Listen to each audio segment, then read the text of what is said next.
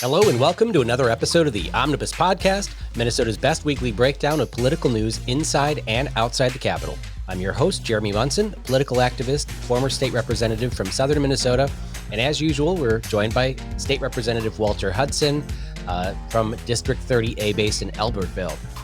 Walter, first of all, I should probably change my intro since it's not been weekly lately. It's been pretty much every other week because we've had busy schedules. But things I want to talk about this week are entirely based outside of the Capitol. We're not going to be diving into legislation. We're going to be talking about endorsing conventions and this week from hell that Senator Nicole Mitchell, a Democrat, has been having. And it's throwing the entire legislature into a tailspin because she is the majority in the Senate. Without her, the Democrats don't have a Senate majority. And she was arrested for felony burglary over the weekend in a really odd story. But before we get into that, I want to jump into a few things on the endorsement side. Last weekend, you and I differ on the show on things. We had some words exchanged about endorsing or supporting incumbents over challengers. And you went up to Little Falls on the weekend to speak in favor of Ron Kresha, who I need to apologize because I thought he had lost his endorsement earlier, but it was just word I heard after caucus about the lopsidedness of all the people that were upset with him. Also, he didn't lose his endorsement because he didn't get his endorsement last cycle. He had a challenger just like this time, but there was a technicality where the BPOU said that person didn't email the chair of the BPOU in time. They were emailing her personal email address and not her official one. And so they denied this challenger the ability to actually be nominated for the endorsement. And so they had a majority of delegates there to take the endorsement from Kresha, and they couldn't endorse anybody but him. So they chose not to endorse anyone. So this time around, he had a legitimate challenger, and they had quite a bit of delegates at the convention. But you went up and spoke in favor of Kresha, and there's not many Republicans that I cast out or cast in bad light in the show, but Ron Kresha for me was representative of everything that's wrong in St. Paul. If you look at his voting record, LEA scorecard, he has one of the absolute worst records out there. He's in the 50s in the LEA scorecard where, good conservatives are 80s, 90s. And that's his lifetime rating, not just this year. And, he had this Golden Shovel LLC side business that gets paid by local governments to lobby for bills to get him in the bonding bill, which is corrupt and possibly illegal. Took hundreds of thousands of dollars in PPP loans for his company when that actually thrived during COVID. And there's just so many things that are wrong with Ron. I sat next to him on the House floor when he was the majority whip, and but you went up and spoke in favor of him. So I want to give you some time to defend yourself.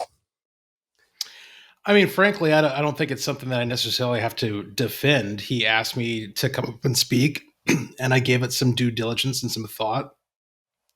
And one thing I'm not going to do is go up there and say every vote Ron Kresha's ever taken is a great vote. He's got a great voting record. He's a model conservative in terms of how you would score it. And I didn't say that, and I wouldn't say that, and I'm not saying that. But I thought, well, if I was going to go up there, what would I say? And the only thing I really have to say is what my experience serving alongside Ron has been like. And from the get-go, from the moment, and this is more or less what I said to delegates when I was up there, is from the moment I got there, Ron was somebody who took me under his wing. He, showed me where the proverbial bathrooms are, right? Like talking through the process and how it works, giving me perspective that I don't have. And that has not had the effect of me changing what I believe or how I vote, but it has had the effect of me being more effective in advocating for the things that I believe. And the way I wrapped it up, I'm pretty sure, because I didn't submit what I was going to say to Ron in advance. He didn't know what I was going to go up there and say. I'm pretty sure if I had said, hey, this is what I'm going to go say, it wouldn't have been what he was hoping for. But it's true, it's honest, it's sincere of, hey, this has been my experience of working alongside this guy. And I finished it out by saying, take her for what it's worth. And what I mean by that is this is a decision that delegates, that the grassroots has to make. Are you going to endorse this person or not? And I'm of the belief that the more information, the more perspective you have on making that decision, the better decision you're going to make. And ultimately, they decided not to endorse anybody.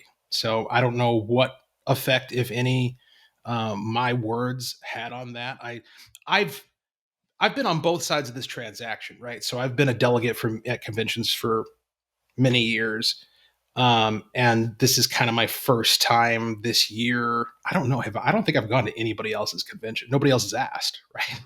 Um, and from their side of it, like from the audience, from the delegate side, as a delegate, I have never once in my life looked at somebody's endorsement or somebody's nomination speech and said to myself, well, that changed my mind about how I'm going to vote.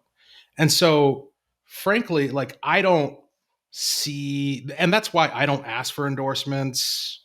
When I ran the first time, I didn't ask anybody to endorse me. I had people offer, strangely enough, legislators. And I said, nah, it's all right.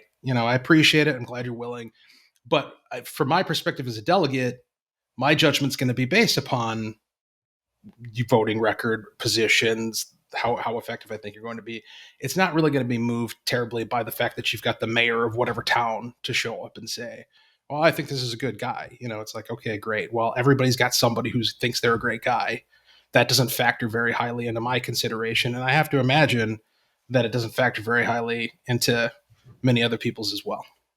Well, I would agree with you that I don't think I've had people that run for office that have called and asked me to endorse them.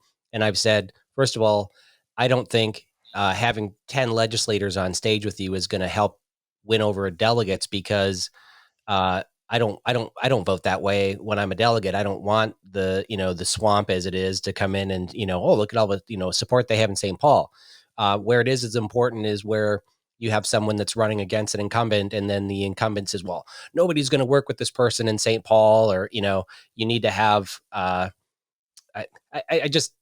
think that some people look to you as a conservative firebrand in St. Paul. And when you're up endorsing Kresha, they see that they're seeing you accept Kresha. And so, well, maybe he's doing a good job in St. Paul. I wasn't in the room, so I didn't hear the speech. I just heard from some people that they can't believe that Walter was up there endorsing the other person in that race. Well, first of all, I didn't know who the other person was. But be that as it may, I know there were a number of people who were taping it. And so it's probably out there somewhere if you want to see it. What was the point that you had made that I wanted to respond to?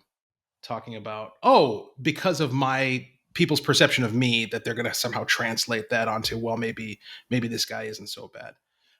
Maybe. I think that for me, I think it's a value add. Like I'm not saying again that, and I even explicitly said this. I'm like, I'm not up here to defend anybody's vote. I'm not up here to tell you how you ought to vote here today. I'm just up here to share my perspective on what it's been like to serve alongside Ron. Yeah. And at the state convention 2 years ago, when Scott Jensen and Matt Burke were running for the gubernatorial endorsement ticket, and were you at the state convention in Rochester? Yeah. Yeah. I mean, it was hotly contested, and there was a lot of action going on. And towards the end of the convention, they took me aside and said, hey, we're really close. Would you go up there and give a speech for us? And I think Jensen asked me specifically, just go up there and tell them that I'm the best candidate on guns.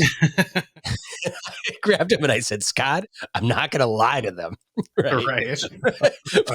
But I will go up there because, and we've talked about this when we discussed Kresha's endorsement before, where, there is a time and place where, as a sitting legislator or as a conservative, I will go and support the less conservative candidate if that district is a swing district, if it is a tight district. And then for the state of Minnesota statewide, I think Scott Jensen was about as conservative as we could get, knowing that he's not the most conservative on issues. And so for me, what mattered was he stood up and fought for us during COVID and the lockdowns. And that was what my speech on stage was about. was that Yeah. they beat him down 5 times and he came back and he continues to Right. fight. We need somebody that's not going to cave. That was a good speech and it wasn't going to go up. So he's the best on guns because I have credibility that I don't want to ruin for that too. Well, and more than that, like that's very important. It's one of the highest things, having integrity. But even from a utilitarian and pragmatic standpoint, sincerity matters. Like if you're going to ask somebody to speak for you, you really shouldn't tell them what to say. It should be their judgment, their perception that's coming through, because people can detect that, right? They can detect when you're reading a script or when you're reciting a talking point. But if you're up there saying, "Hey, this has been my experience," and take it for what it's worth, and if it helps you make a decision, great. If it doesn't, sorry, I wasted your time. If that's the tone and tenor, then it is what it is, and people either take it or they won't. What I will say is that this has been such a educational and horizon widening experience for me this year and a half of being a legislator in my first term, because what it has done is it's the difference between classroom and practical, right? It's the difference between having been in a space where we're talking about theory to being in a space where we're talking about actually applying it in the real world.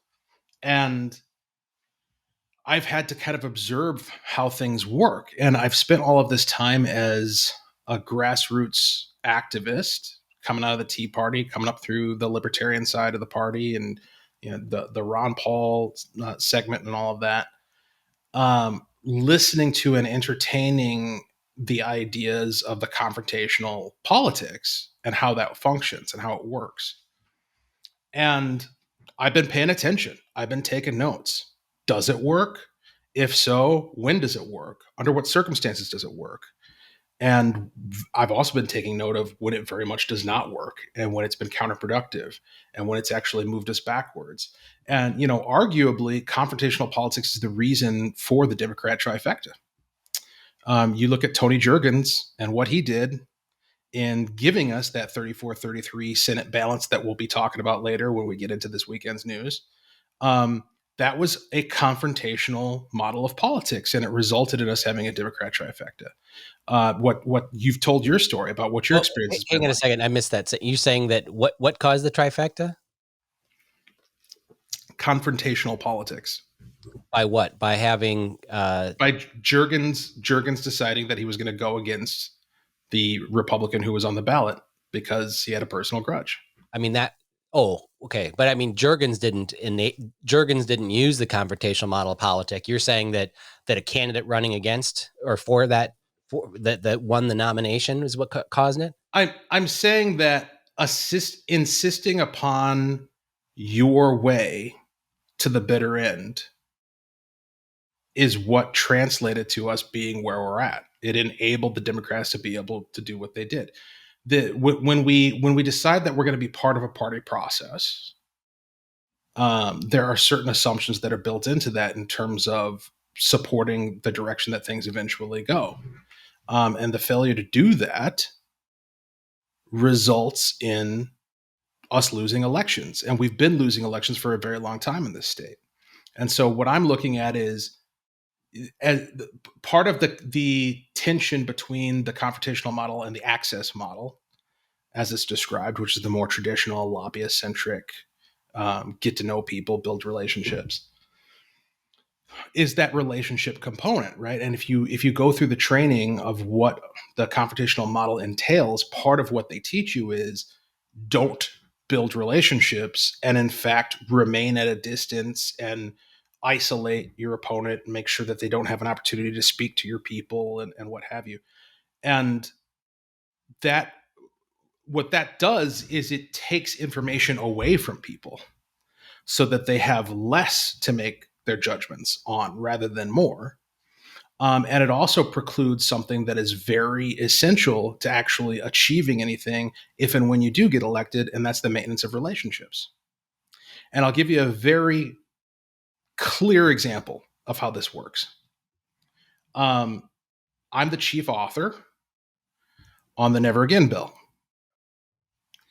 This is, and I'm going to look it up as we're talking about it, see where things are at right now.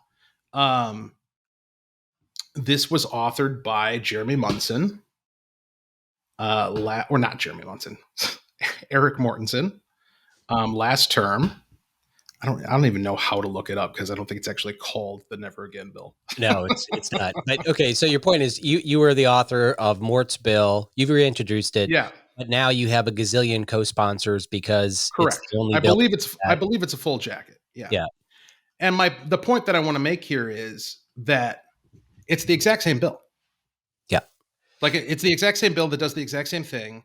And the difference, I mean, you could say, and you'd be correct, that the differences between being in the majority and being in the minority.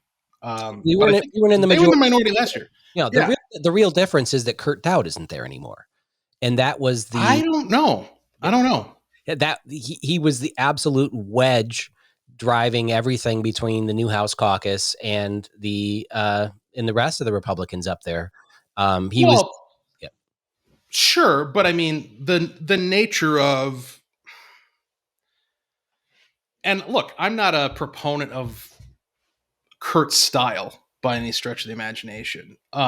However, the very existence of the New House Republican caucus was an overt act of confrontation, and that's what you guys were doing the whole time. Is this is the way things ought to be, and they're not doing it. We've had all kinds of conversations here. You're referring to them as the swampy caucus and what have you. And that's very clearly confrontational. It's not conducive to building relationships. And the point that I want to make is that I introduced that bill, and I did two things to advocate for it, and only two, and they weren't that hard. One was I personally reached out to, I think, Pam Altendorf and Mike Weiner to be like, hey, I know you guys are going to like this. You should probably get on it. And then I sent out an email to the whole caucus saying, hey, this is the bill. This is what it does. Activists like it. Take a look. And without doing anything else, like nothing else, it got a full jacket, I believe. And you could double check that. Yeah. And my point is, in fact, I had a member, and I won't say who, come up to me on the House floor. And I didn't invite them. I didn't say, hey, come over here. You should sign this. They came over to me of their own volition, looked at the bill, looked at me, and said, isn't this the bill that Eric Mortensen had last term? And I go, yeah. And they go, well, it's yours now. And then they signed on to it. Yeah. And my point is that was entirely driven by relationship. It's because they have a good relationship with me. They had a bad relationship with Mort. And so they were willing to sign on the bill. Now you can look at that and you can say, well, that's terrible. They should be voting on the merits, and maybe so. But the reality is this is how things work. People care about how their relationships are with other people. They want to be part of a team. And if they feel as though they're being betrayed, they're not going to go along with you, no matter how virtuous the idea is. So you argued against the same process when you talked about the Democrat stealing the bill and reintroducing it and then moving forward with it. That's the same principle. I think that people should be above that, and it should be about the legislation. And, there were a lot of people that wanted to sign on to our bill that we had, the Better Never Again bill. But, Kurt had told people, he'd threatened people who signed on to it, saying, get your name off, or don't sign on to their bill. Don't give them a hearing. Don't give them hands on the floor. That was all petty disagreement. The New House caucus wasn't set up for being confrontational. We wanted to actually choose our own staff and actually advance conservative principles. It wasn't about attacking the others. We never said we didn't want to caucus with the other group. Kurt kicked us out of that caucus and refused to let us, and denied us resources at every single angle he could. He was petty. We were above that. We were just trying to be conservative, and he was shutting everything down. It was, Kurt that would block hearings for constitutional carry and stand your ground bills and everything when we were in the majority. So we could have different disagreement about that. And I want to drag us out of the Capitol because now we're still stuck in the Capitol. Let's jump into a couple of other endorsing issues that came up. So Gary Stewart's a good friend of mine. He was the chair of Fillmore County here in southern Minnesota for a long time. And he and other delegates are pretty upset about Greg Davids having one of the kind of the worst voting records in the legislature. And so somebody ran against him last time, didn't win the endorsement. Gary Stewart stepped down from being chair last year and ran against Greg Davids, and now has been endorsed by their delegates in their district. Greg Davids has been in the legislature since you and I were in middle school, and he's the longest serving Republican. He's kind of famous for telling every freshman, shut down and, sit down and shut up, and nobody wants to hear from freshmen. Now he's lost his endorsement. I'm sure he's going to go to a primary. I don't know why. But again, the party should be supporting the endorsed candidate. And I would argue in a conservative district like that, the caucus should be fighting to win the majority and not dumping 50 grand in a deep red district. So I would agree with both of those. The only additional perspective I would offer is just to make distinction between the two, right? So the party should support its endorsed candidates. Of course it should, unquestionably. That should definitely happen. Otherwise, what's the point? The caucus, on the other hand, has a different mission, and that is to service its members and to worry about the majority. Now, I'm not on the steering committee. I don't have access to the numbers or the maps, or I don't have the strategic outlook. But in terms of like strategic principle and just the idea of scarcity of resources, does it make sense for the caucus to spend a bunch of money to protect Greg Davids when we got a majority to win? I don't think so. I don't think that makes a lot of sense at all. Yep. What will they end up doing ultimately? And will it be motivated by the amount of money that Davids has contributed to the caucus over the past gazillion years or however long he's been here? I guess we'll find out. I don't know. And I still believe that that the money you contribute to the caucus is so that the caucus can win a majority, so that you can get a gavel and be in the majority. That is a value to you more than your reelection. And of course, I think that the overwhelming primary reason the caucus should be spending money out there is to win the majority, to advance conservative principles, not to enrich or empower themselves or keep people to be incumbents. So two more endorsing conventions that are occurring this Saturday are the CD2 and the CD7 endorsing conventions. And these are hotly contested because we have multiple people running for the endorsement. On CD2, we have Taylor Rahm and Joe Tarab. I met Joe many years ago when he was interested in running for state senate down here when he lived in St. Peter. Now he lives in, I think he lives in CD3, but he's got an apartment in CD2 to run for that seat. And Taylor Rahm, I think, is a long-term CD2 resident, and they're both attorneys. Joe Tarab is a prosecutor, and Taylor Rahm is a defense attorney.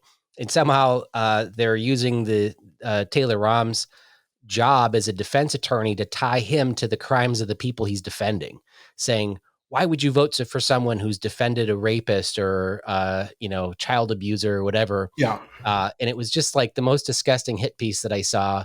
Of course, it was in Fox News, which means it takes someone, probably an important member of Congress in Minnesota, to get that leaked to that or placed in Fox News.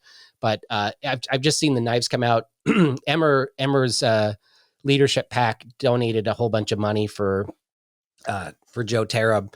Like $125,000 has went into his campaign account from all the congressional leadership PACs, the Speaker of the House, Emmer, Fishbach, and all these other congressmen are dumping money into Joe Tarab's committee, and then they're using that to show how much money Joe has raised over Taylor Rahm, really putting the thumb on the scale. But it sounds like the delegates are there for Taylor.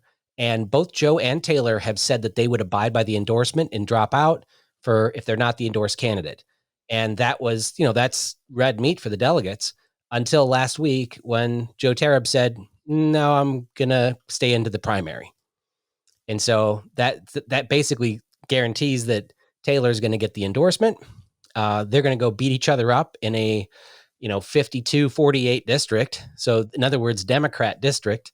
And when you beat people up until the middle of August, chances are it's pretty hard to recover because every person who's in the independent side or leaning Democrat side has got mailers talking about how, Taylor Rahm must be a rapist if he defends rapists, So, I mean, it's just like if we can't have the district, we're going to just, if we can't have Taylor Rahm, then we're just going to beat the crap out of him until he can't win in November. That's the solution from the NRCC. Yeah, I mean, so I'm not a big fan of that particular. I mean, look, they're in a campaign. They're going to do what they have to do to win. They have, I guess you would call it a fiduciary responsibility to their donors to do everything they can to win and to make sure that their money has a return on investment. That said, I don't like the attacks on Rahm for his background as a defense attorney for a couple of reasons. I think the most pressing reason is that as Republicans, conservatives, people who believe in the rule of law, and people who believe in the rights of the minority, we should uplift and appreciate defense attorneys, right? Like, Yep. people have a right to be defended. They have a right to face their accuser. And even if what they're accused of is absolutely heinous, I mean, To Kill a Mockingbird comes to mind, right? Of somebody who the community is deeply against and presumes is guilty. They're entitled to a defense, and the mob can be wrong. And having somebody who's willing to step forward and advocate for them is important and laudable. And I would also kind of apply this, like, look at Donald Trump's situation. One of the most abhorrent things that's happened to Donald Trump hasn't happened to him directly. It's happened to the people who have helped him and supported him. What is her name? Jenna Ellis, I think, is the name of the gal who comes to mind. Used to be a Trump lawyer who's had her life utterly destroyed as a result in abhorrent fashion, where the legal system was turned against her. Basically, the crime she's been accused of is representing her client.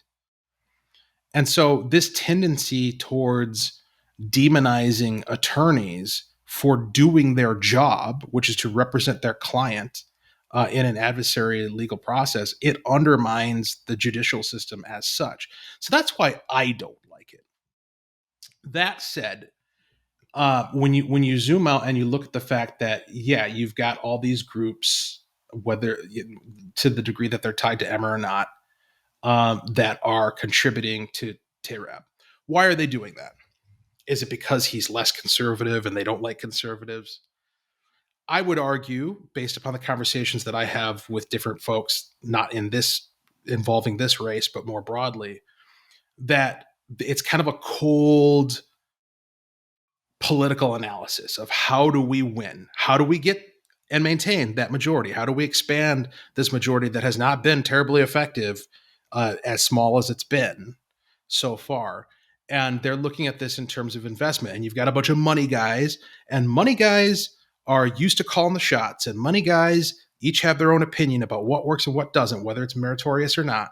And so they're analyzing TARAB and they're saying, this is the guy who can win. We don't think this other guy can, for whatever reason.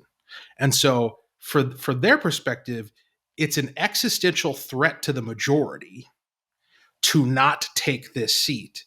And this guy, in our judgment, is the one who's the best suited to do it. And so, yeah, they're going to throw everything at the wall in order to defeat Rahm and install TARAB, whether the delegates like it or not. On the flip side, from Rahm's perspective, the best possible way that the grassroots has to combat that and to answer that and to prevail against it is to actually bolster Rahm with money. And this is the thing that we can't get around, is that whether you like money in politics or not, money's in politics, and it's needed and it makes a difference. And so until such time as, I mean, people criticize, and I'm as frustrated as anybody over this latest deal where they passed foreign aid to Ukraine and Israel, and there's still a wide open border. I think that's horrific. And everybody says, well, we got to vote them all out. And then everybody gets reelected. And then we're like, well, what the hell's wrong with us? Well, what's wrong with us is we don't actually provide the material support necessary for more conservative voices to prevail. And so unless we're willing to do that, then you can expect the status quo to continue to perpetuate itself, because they do have the money. And it may, in fact, be that simple. Well, I As mean, depressing as it is, it may, in fact, be that simple. the PAC that supports Ukraine funding, which is funded by Ukraine, or Israel funded by AIPAC, they go out and donate tons of money to congressional candidates. I mean, how is it not bribery? Your congressman's the only Minnesota congressman that voted, 100% for Ukraine and all this foreign funding the whole time. And yeah, people in your district are probably pretty upset about it too. Eventually, it will come to haunt him. And Massey just tweeted last week that it's 534 seats in Congress, and over 300 of them are the election is decided in the primaries. It's not in November because they're safe red or blue districts. It is the primaries that matter, and that's in Minnesota. The endorsing process also matters, and that happens in April. And so, if you want to make a change, you got to make it now. And that's why the delegates, people choose to get involved in the candidate selection process. And in CD7, we've talked a lot about Otter Tail County. It's coming. It's going to be. It might be a disaster on Saturday. It might be a glorious endorsing convention. We'll see. But they have 10% of their delegates who are represented in Otter Tail County. They have two sets of delegates. They have the 2022 delegates that the CD7 chair thinks are valid. And then the state party has said the 2024 delegates are the ones that should be used for your county convention, which we talked about it in the last show. The state party said 2024 delegates are the delegates that you should be using if you have a county convention. And then CD7 that night said, we're not going to have a county convention for Otter Tail County. And so we're going to stick with the 2022 CD1 or CD7 delegates because those are the ones that support Fischbach. And so you're going to have both sets of delegates because the grassroots delegates, like you suggested last time, had their own endorsing convention, had a convention chair from Rochester, Minnesota, drive up and chair the convention. They had everything by the book. Jeff Backer, the two reps that are there were at the convention and oversaw things. It went by the book. They elected delegates, and those delegates from 2024 are also going to the CD7 convention this Saturday. So we'll see what happens. But Fischbach has since, just like Joe Terra, rescinded her promise to abide by the endorsement. So she's going to go to primary. Now, what's interesting is that the candidate that's challenging Fischbach didn't sign the pledge to abide by the endorsement last year because the chair of CD7 works for Fischbach and the chair of Otter Tail County worked for Fischbach. He didn't think there would be a fair endorsement process. And so he called that out and said, as long as these people are in charge, I don't see them having a fair endorsing process. So for that reason, I'm not going to abide by the endorsement because I don't think it's going to be fair, but I'm still going to run for the endorsement. And because he wouldn't abide, they didn't give him the list of delegates. So the 2022 delegates, and at caucus night, he doesn't get any data from the BPOUs, and several BPOUs denied him access to even come and speak at their convention. Even though he's a candidate for Congress, they wouldn't let him come in because he wouldn't sign the pledge saying he would abide by the endorsement. So now, a week before the endorsing convention, Fischbach got the delegate list. She gets all the people. She gets all the access to the delegates. Now she says, I'm rescinding my promise to abide by the endorsement. So what happens now? CD7 said to Fischbach campaign, well, you have to turn in your list of delegates. In other words, you can't use them anymore to contact the delegates because you won't abide. And then her challenger has said, well, can I get the list? Because she obviously has it. And they said, we won't give it to you, but you can contact the state party and purchase it for $1,500. And the state party is going back and forth on how much to charge him and to, not have it a campaign contribution. But Fischbach, meanwhile, the convention is in just a few days. They still haven't given Steve Boyd the delegate list or access to who the delegates are. But Fischbach basically has that for her campaign yet. This is just a crazy, crazy endorsing process. So I'm going to be going up there this Saturday. I've been tapped to fill in for Leader Dameth and provide an update from the perspective of the House caucus on what's going on at the legislature. I need to get back down because I also need to go to the CD4 convention same day. And so I've asked to be very early if not first in the speaking rotation, so that I can to facilitate that. I can't wait to be driving away from there and look in my rearview mirror and see the explosions like in an action movie as I escape the Death Star imploding behind me. Yeah, it's going to be a fascinating show up there in CD7. And you know, it's we can joke about it, we can pontificate on it and what have you, but it's really is a very harmful situation overall, because like, where does it end? And I've asked multiple stakeholders on both sides that question of, where do you see this ending? Like, what's the resolution? Is this just going to keep being a problem in perpetuity up in Otter Tail? Because, you know, the North remembers, right? You know, like all these people who feel like they've been put out are going to keep showing up and keep making demands, and they're going to keep citing their ever lengthening list of grievances for the Festivus Festival. And like, at some point there needs to be some kind, and I don't know the answer. I'm not in a position to figure it out, and I might not be smart enough to figure it out.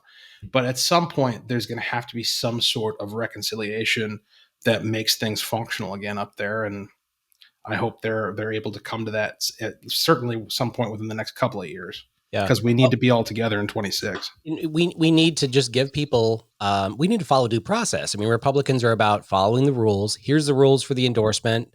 They didn't follow them, right?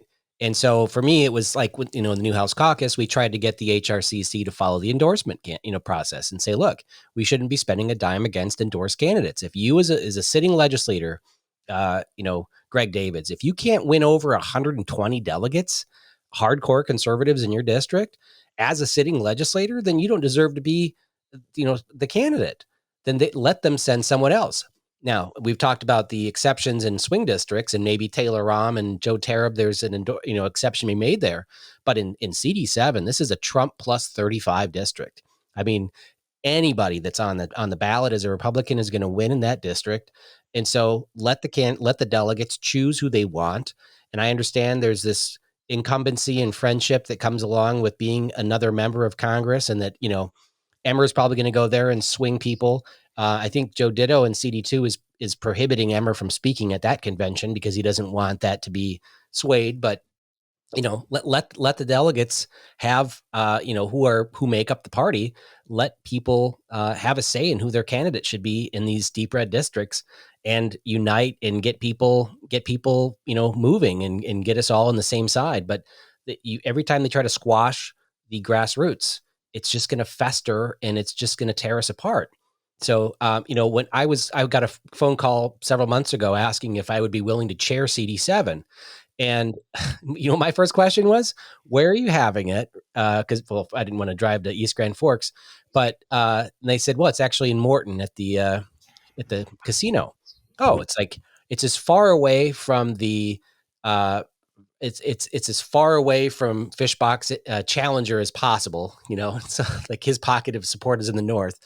But the follow up question to that, I said, well, if it's at a casino, do they call the county sheriff, or is it the tribal police that would be coming?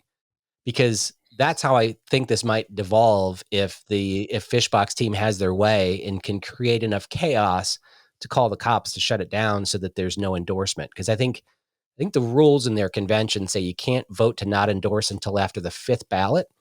That's the only time it's in order.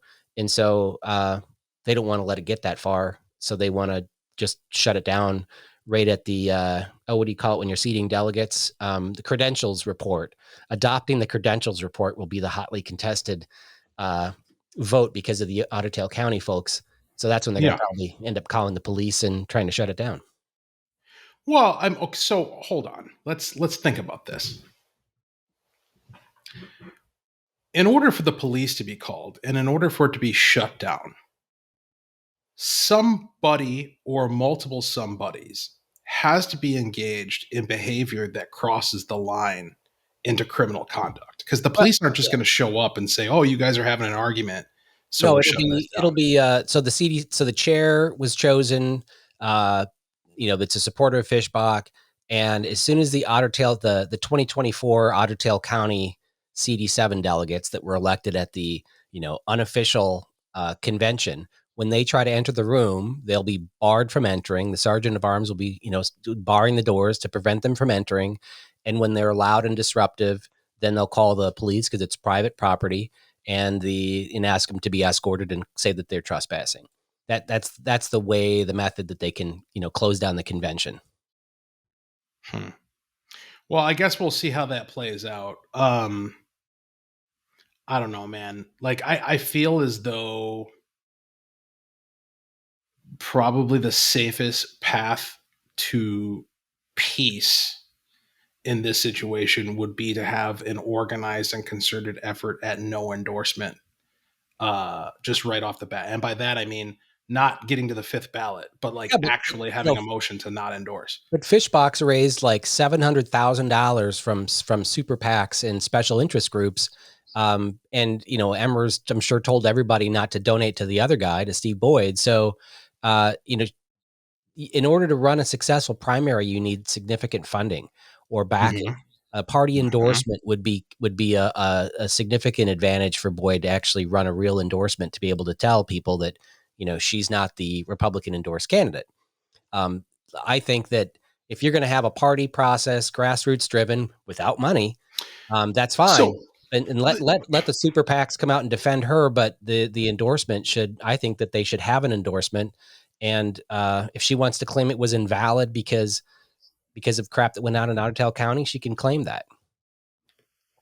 So, I mean, what is the correlation between the activists, or I'm sorry, the delegates who have been excluded from the 2024 list, and support for Boyd? Like, how do we know that it's Boyd supporters primarily who've been impacted by what happened in Otter Tail?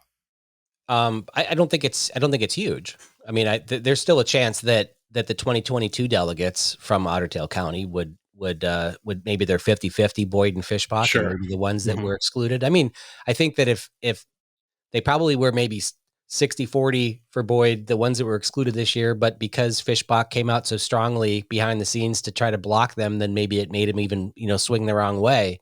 But anyways, I mean, look, Fitzsimmons runs Fishbach's campaign, and he's the best at the ground game and the endorsing process and running the actual convention. So if she decided to pull her pledge to honor the endorsement, it's because she doesn't have the delegates.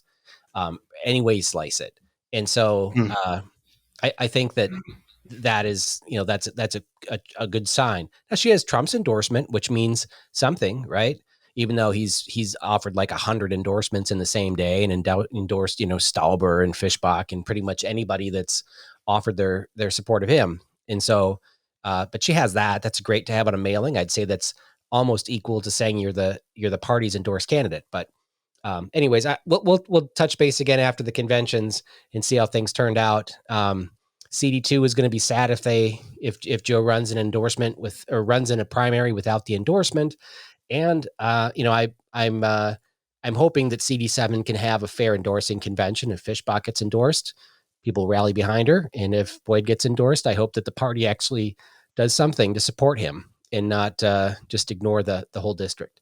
All right, let's jump into the big news of the week, which is that Democrat Senator Nicole Mitchell of Woodbury drove at 1:00 in the morning, left her house in Woodbury and drove like 3.5 hours up to DL to bust into the basement window of her stepmom's house. Her dad had passed last year, and was rummaging around, all dressed all in black, like a hamburglar.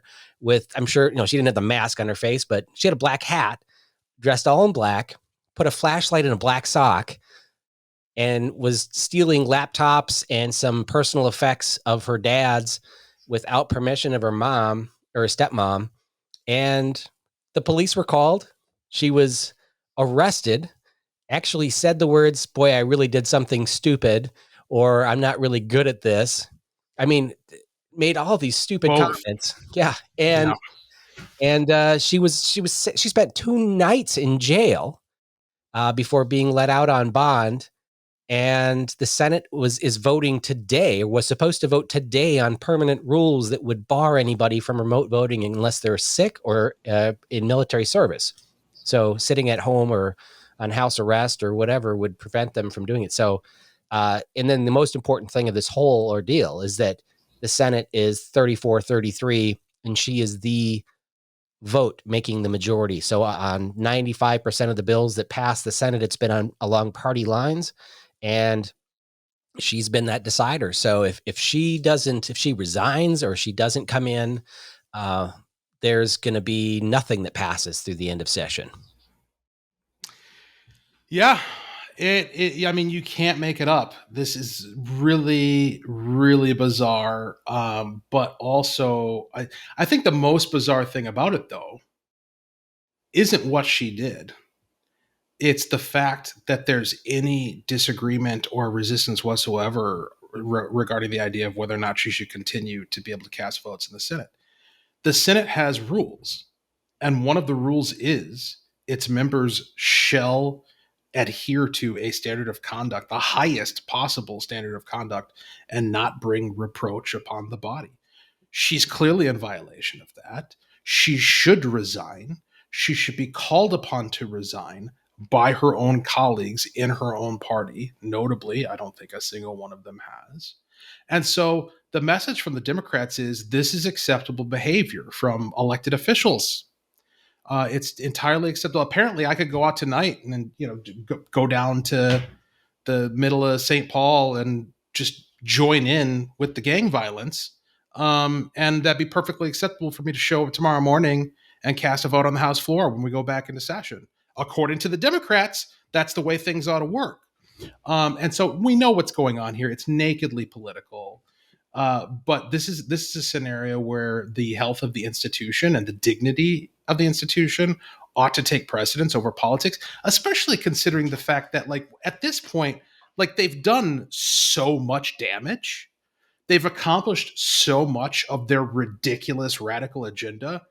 How much are they really going to lose in the last month and a half that's super, super critical to get done? If they don't have her vote. I mean, worst case scenario, you actually have to talk to Republicans. Oh my gosh. You might actually have to convince one Republican to vote for your crap. Isn't that a terrible burden to have to bear? And the position of the Democratic Party is, yeah, that's too much. You can't ask us to do that. We would rather have somebody who's been arrested for burglary, who's been caught dead to rights, red-handed, wearing the Hamburglar costume. We would rather have that voting in our Senate than have to work with a single Republican on literally anything. That's the position of the Minnesota Democrat Party. Yeah. I was going to take a good dig at Carla Nelson, who voted for the elections omnibus bill last week. Just like I had like a palm to the forehead. I messaged a bunch of senators and said, like, what the hell is she doing? And so I was going to look up that bill to say, well, the Democrats could just reach out to Carla Nelson because she votes for a lot of crap, or Abler. Abler's not there anymore, but a very liberal senator. And when I pulled up this article, there's an article in the Rochester Post Bulletin that says that Carla Nelson accidentally voted for the elections bill. She must have got enough heat that either she changed her story or she actually did vote for it by accident because it was horrible. So to your point, I don't know then if Republicans can hold the line and vote on a party line, they could actually stop the legislation from getting through. What's really odd about this story too is, I mean, she gets caught. She makes this. She's silent, but then floats the story through the DFL caucus that, she was just checking on her mom who was elderly and has Alzheimer's or amnesia or something, and so she's confused. I'm like, oh, okay. And then Monday afternoon, I go to look at the county website and see she's still in jail. I'm like, well, she wouldn't be in jail if the cop shows up and sees some woman somewhat senile and was like, oh, I understand. You thought someone was in your basement. It's your your daughter. The fact that she was dressed all in black was strange when that police report came out. And then he had, the flashlight with the sock on it. And then she said, I didn't want to disturb my mom. I was doing a welfare check. No, that just seems odd at 4:00 in the morning. Also odd. There's just so many things about it. But then she comes out again and continues to say that she's got a key to the house, and that, she was just there to collect her, the stuff, and she didn't take her laptop that was actually given to her by her mom, like continues to double down on it. And then the attorney also confirms that she shouldn't have been there, and that she, regrets admitting to some things that she probably shouldn't admit to. I don't, it just goes back and forth. And then we find out that there's body cams, which I can't wait to watch that. That's just going to be crazy fun.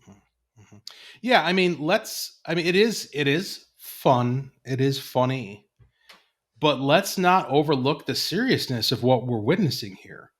What you have, and this has been pointed out by folks who are, not rabid partisans. What you have is an elected state senator going online after the fact, after we've all read the criminal complaint, saying that criminal complaint is fraudulent and contains incorrect information.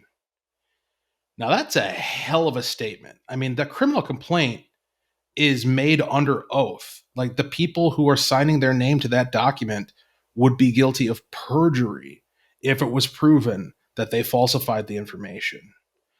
And plus, you have to look at the web of conspiracy necessary to engage in creating a fake criminal complaint. You'd have to have the county attorney in on it. You'd have to have the police officers in on it. You'd have to have the supervisors of the police officers in on it. Because these are things that are materially verifiable, right? Was she wearing the stuff or wasn't she? Did she have the flashlight or didn't she? Did she enter through the basement window or did she not? Was there sign of entry or wasn't there? That the basement window isn't like a walkout, huge slider egress window. We're talking like a 1930s single story little itty bitty window in a cement, window well is what Channel 5 showed on the news. It's something you have to barely slide through. That it's that kind of window. I mean, that is it's the basement window you have in your mind. On Twitter, I called it the entrance of good intentions. It's obviously the place you go when you're up to totally benevolent activity. But it's again, because I heard those rumors too before we even read the criminal complaint this was a case of mistaken identity. She was visiting her dementia-riddled stepmother, and the stepmother woke up in the middle of the night and confused her for an intruder and called the police, and it was just all a big misunderstanding. And even before we read the criminal complaint, that's obviously BS. It was obvious BS from the get-go for the reason that you cited earlier, which is if a police officer shows up to that call at 4:30 in the morning, and let's say her story is true, okay? This is what the officer likely would have found. They would have pulled into the lot. They would have seen her car parked neatly in the driveway as if it belonged there.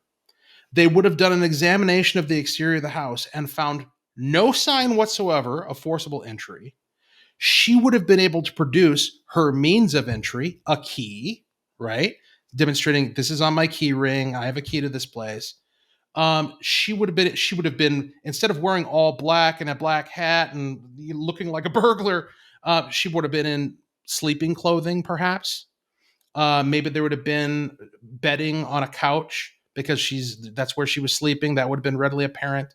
The medical condition of the stepmother would have been demonstrable. It would have been something you could observe or you could provide some documentation for. And here's what would not have happened. If they had arrested her under those circumstances just to be safe and taken her away from the home, they would not have left a dementia-riddled, incapable of taking care of herself stepmother at home alone at 5:30, 6 o'clock in the morning. They wouldn't have done that. Other facts that make it very plain that the medical condition of the stepmother has been exaggerated by Senator Mitchell intentionally to portray an exonerating narrative that is not true is the fact that the stepmother sought and received a restraining order against the senator, and remains in her home to this day. So this idea that you're painting this picture of, oh, I just had to be up there to take care of my stepmom. Your stepmom seems pretty competent. She recognizes threats. She can dial 911. She can file criminal complaints. She can file for a restraining order in such a manner that's competent enough that she receives it. Okay, this is not adding up to your benefit, Senator Mitchell. It very much, and let's be clear on the implication of all of that. What that means is that on top of being a burglar, allegedly, she is also quite plainly a liar about what? About the mental capacity of her own stepmother for the purpose of trying to exonerate herself from a crime. This is abhorrent. The Democrats should be running from this, if not for their own political sake, just out of like sheer human decency. They should be coming out and condemning and running from this. What are they doing instead? They're playing politics. Yep. They're playing politics. And again, playing politics for what? Like there's not even all that much at stake right now. My understanding is her district, it was like an 80-20 Democrat win. No. I mean, no, it's a swing district. It's okay. It's attainable. Republicans used to have this district before, or the Woodbury and stuff. I mean, we've had this district before, so it's a very now this is a very political decision that we're pushing. And I mean, I want to be clear. I support due process. She needs to have her day in court.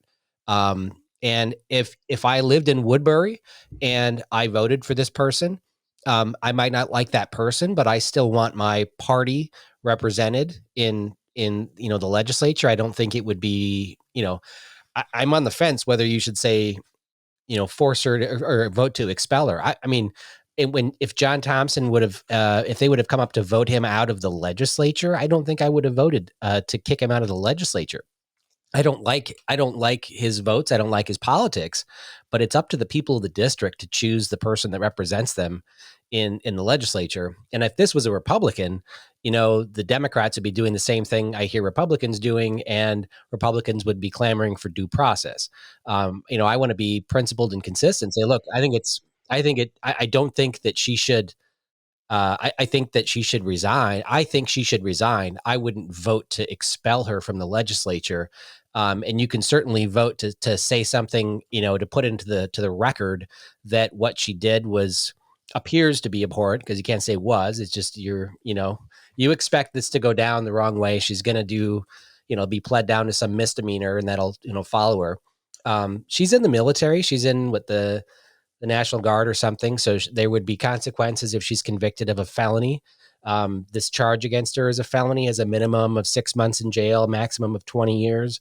And obviously, it being a family member, it's going to, it's going to be interesting to see how this comes out. And the DA in the district is actually a Democrat, from what I hear. So we'll see how it goes down. But look, it's the majority. It makes the majority. I don't fault Senator Wiesenberg, who just in the last hour introduced articles to boot her. I get it. I get what's at stake, and it's important. And if we had this as a special election, if she resigns right now, there'd be a special election before the end of session. Even I think it's like 6 weeks, or it'd be quick. If she waits until the end of session and resigns, I think it goes on the November ballot as a special election, but at the same time of a regular election. So that's the advantage to her party. Republicans have an advantage in specials. And then if she waits, I guess it would be until 2 years from now, because that's her term is 4 years. I'm sure she probably won't run again, but it's really just a crazy story in my mind. And I think she should probably see enough pressure to resign just from her family and friends and the community. And she probably is disgraced that I think she probably will just resign when the party approves it. Well, so let me counter a little bit, because you bring up the importance of due process, and I agree. Due process is really important when we decide whether or not we're going to take away somebody's freedom. It's really important when we decide whether or not we're going to throw somebody in a cage. It's really important when we're deciding the dispensation of property or something along those lines. It is not necessary to decide a political question of whether or not somebody is fit for office. And I do not think that the standard of proof is beyond a reasonable doubt when you're talking about things like whether or not you ought to be able to continue in the legislature as somebody who's deciding what statewide policy is going to be for 6 million people. I would also say that just yes, do the people of her district have the right and the honor of determining who their representative is going to be in the higher chamber here in Minnesota? Yep. You know who else is do that? Literally everybody else. They send us here expecting us to uphold certain standards, and so it's within our purview. It's within our rules. It's within our rightful capacity to police our own. That's why we have an ethics committee. It's why we have these processes. I don't think what Wiesenberg has proposed is out of order or illegitimate or inappropriate at all. I think it's exactly the right thing to do. I think it should be taken up and acted upon. And I think if she refuses to resign, her butt ought to be kicked out because this is beyond the pale. She's demonstrated behavior that is obviously deeply unethical and disqualifies her for continued service in the legislature. Yeah, there were calls for her to resign immediately. When the news broke, without even seeing like the police report and everything else. Yeah. There's a million instances where people have been accused of something where it's been wrong. I want to just share one quick story. A friend of mine called me from jail a couple of years ago, and he was staying at the Great Wolf Lodge, that big water park by the Mall of America. Yeah. And he said, "Yeah, we just checked in. Kids got to the pool. I went up to the room, unpacked, grabbed a beer. I came in," and he said, "I jumped in the lazy river with my 6-year-old daughter, and I wasn't there for 10 minutes before the police yanked me out, put me in a lineup in front of everybody else, and had some like 7-year-old girl point to me, and they arrested me for sexually assaulting this girl." And he's like, they put him in a swimsuit in the wintertime out in the squad car for an hour. Then he was put in jail for like 4 hours. And then he called me. I was his phone call because he's a good friend. And he's just like, "I don't know what to do." He said they were sitting interrogating me and asking me all these questions. And, and I'm like, "You need to get a lawyer." And I mean, it was like the news broke. It was out on the internet. When you Googled his name, it was just like, oh my God. And then after 8 hours in jail, they got the video footage from the water park showing that he actually he walked into the water park 10 minutes after the police had been called. So he wasn't even there. You know what I mean? It was just like it, but because that hit the news, it was picked up in his local paper, and he coaches his kids' soccer team. He lost his job as a soccer coach, and he was never even charged, right? He was just arrested for that. Charges were never even filed because they were wrong. But, and he called me afterwards, like, "Should I get an attorney to try to clear this up?" And I'm just like, if you get an attorney, then it's just like, then that hits the paper of that you're getting, like, what a mess.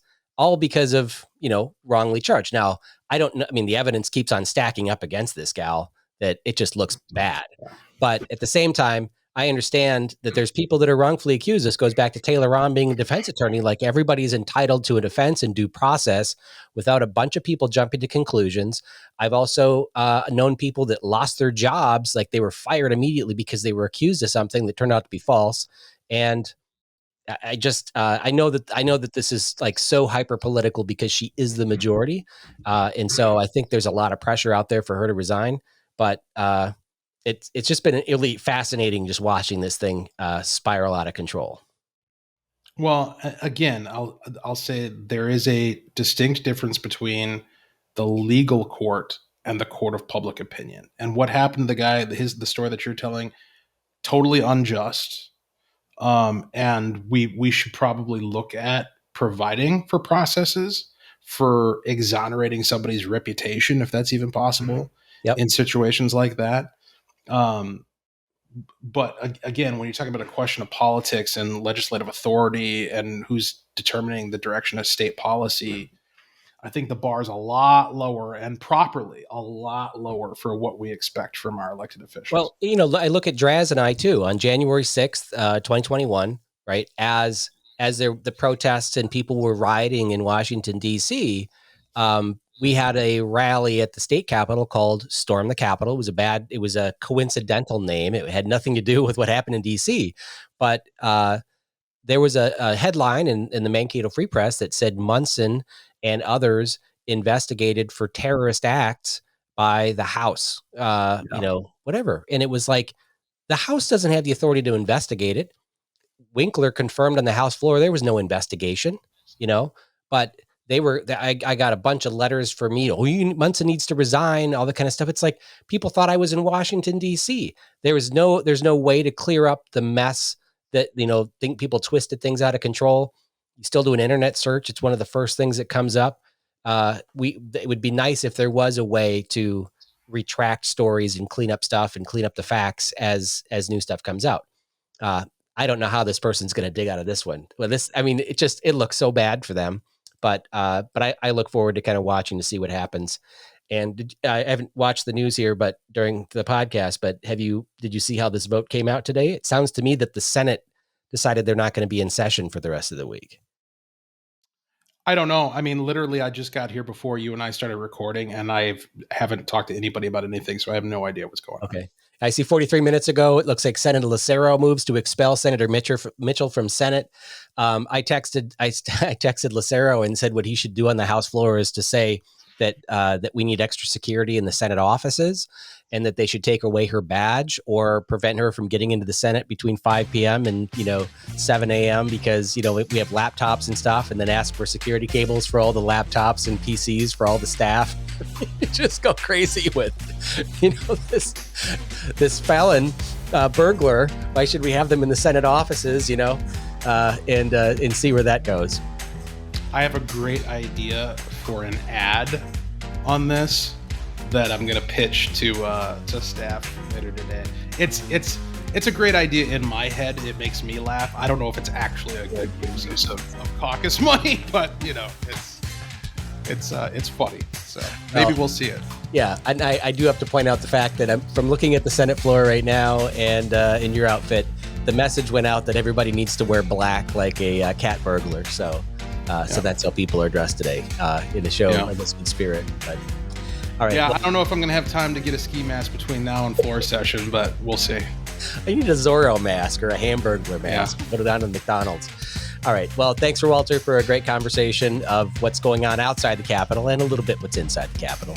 And thank you to everyone else for tuning in for another episode of the Omnibus Podcast, where all subjects are germane. I'll pull up my pocket version here. 1,000-page omnibus bills that nobody knows what's in it.